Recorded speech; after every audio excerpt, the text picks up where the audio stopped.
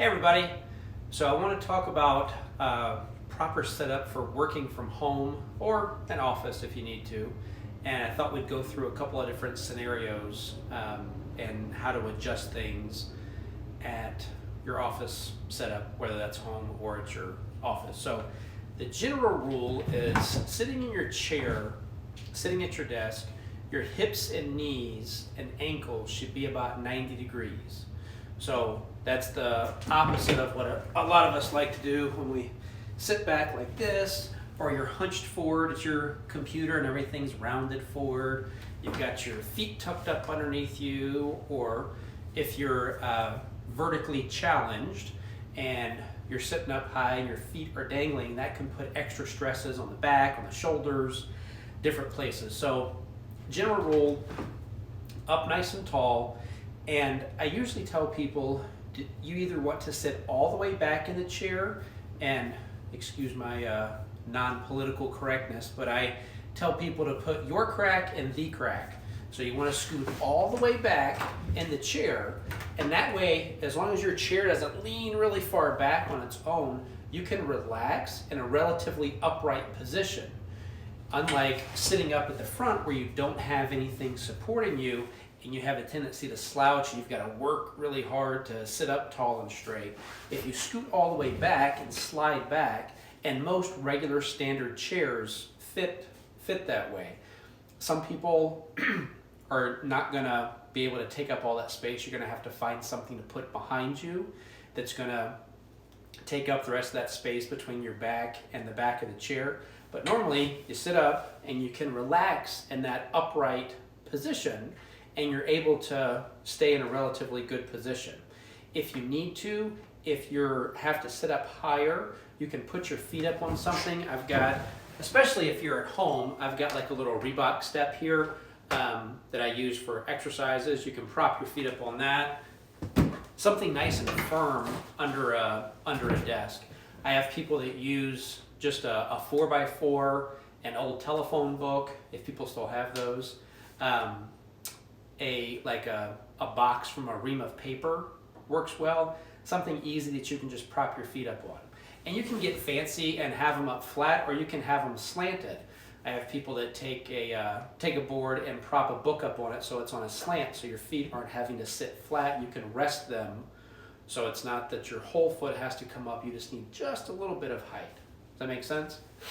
Now, getting at your computer, you want your computer keyboard and your desktop to be about 90 degrees at the elbow.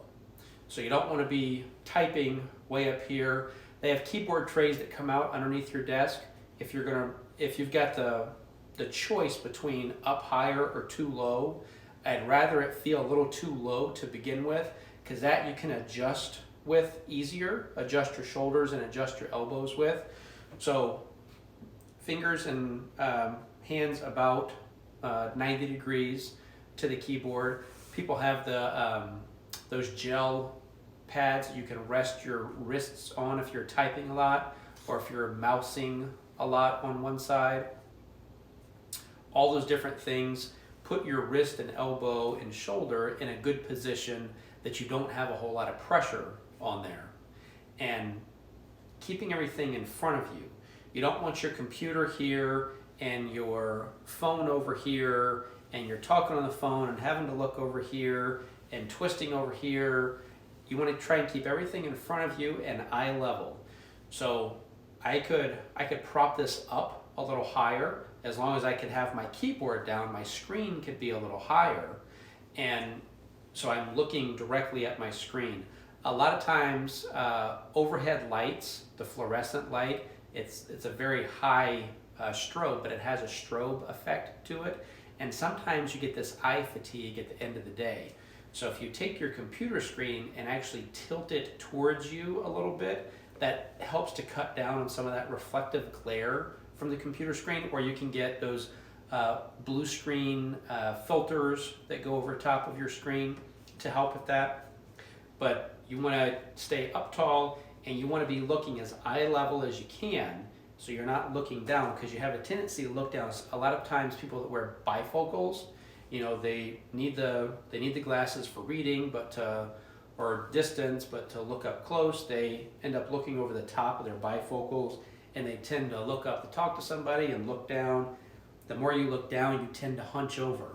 So the higher you can keep that level, the better it's going to be. And a couple other things with the positioning. You don't want things too far away from you. You don't want a whole lot of space in the desk. You want to be able to have everything close to you, so you're not having to reach to the side or farther forward. And some of the things you can remedy with that is with a standing desk. So with a standing desk, you have the opportunity to sit down, or you can stand up and vary the position of your desk. Now, I'm fortunate enough, I've got this fancy-dancy adjustable desk that works for lots of different size people, but the premise of it still stays the same. You stand up, you don't want it up really, really high. You don't want it down low where you're hunched over. You want to adjust it where you can stand and still have that 90 degree at the elbow and wrist position. Standing desks have a lot of different benefits. Changing your position, you get blood circulating, you get oxygen going different places, you take stress off your back and knees and hips and shoulders from sitting to standing. These adjust, so if this was my desk, I would sit for about a half hour, stand up for about a half hour. And I get that all jobs you can't do that, but if you've got the availability to do that, do so. If you don't have one of these at home, you can stack up a couple of boxes. Bank boxes, paper boxes tend to work well. You can build some little stand, and if it's just you working at your workstation, your height isn't going to change, so you can make something to stand up and sit down and adjust your own workspace. So give those a try. Let me know if you got any questions. Thanks, guys.